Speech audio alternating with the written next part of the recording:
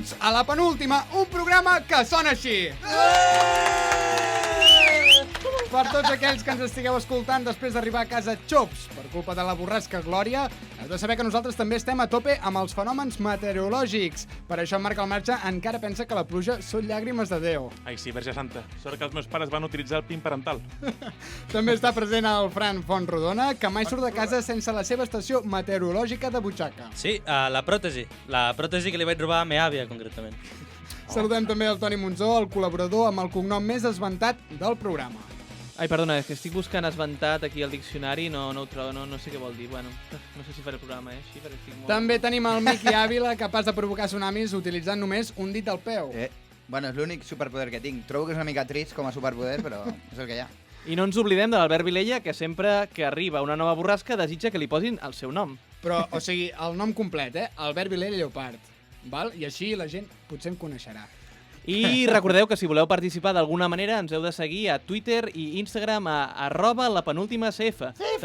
També estem a iVoox, Spotify i a YouTube. Així que doneu-li la campaneta i subscriviu-vos. Sí, feu-ho ara. Va, que és gratis. I avui al control dels teclats de l'estudi 3 d'Aula Ràdio tenim el Dani Campoy, el típic flipat que va amb caputxa encara que dugui paraigües a la motxilla. I després d'aquest repàs anem a conèixer quin penúltim o penúltima il·lustre dedicarem al programa d'avui. Doncs avui volem dedicar el programa a Fabien, la penúltima borrasca que hem tingut a Catalunya!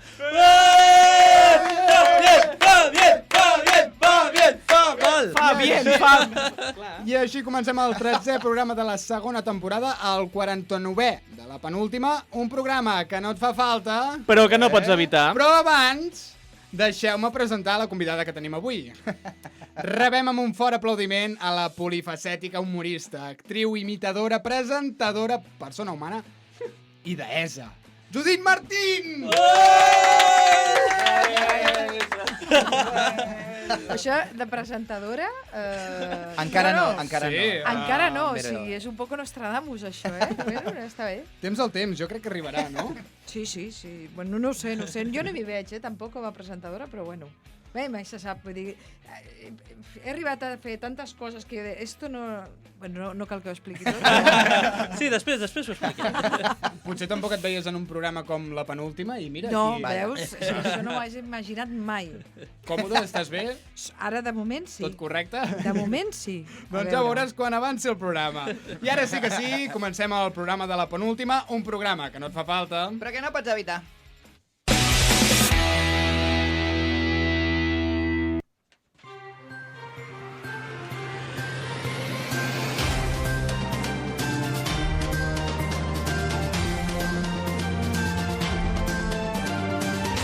Salutacions des dels estudis d'Aula Ràdio, oients de La Penúltima. En aquest moment imprecís del dia comencem el programa repassant els titulars del futur.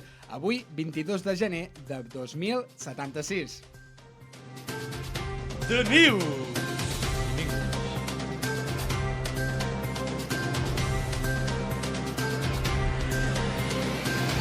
Múrcia impulsa noves millores en el model educatiu espanyol. A partir del curs vinent, les matemàtiques seran considerades bruixeria.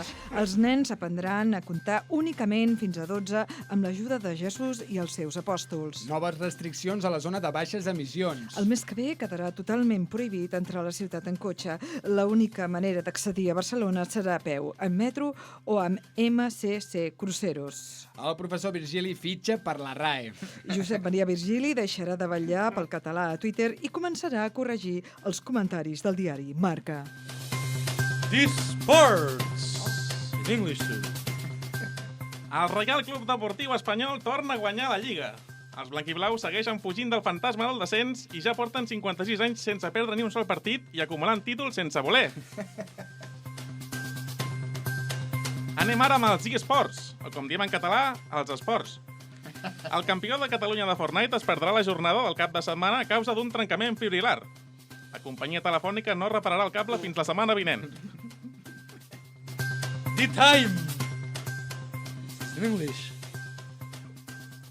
Greta Thunberg revela que els responsables del canvi climàtic eren des de l'inici els meteoròlegs de TV3, que, cansats de previsions avorrides, van orquestrar un pla maligne que consistia en abocar tones i tones de laca Nelly a l'atmosfera. Francesc Mauri, amb un tupé impossible, ho ha negat categòricament.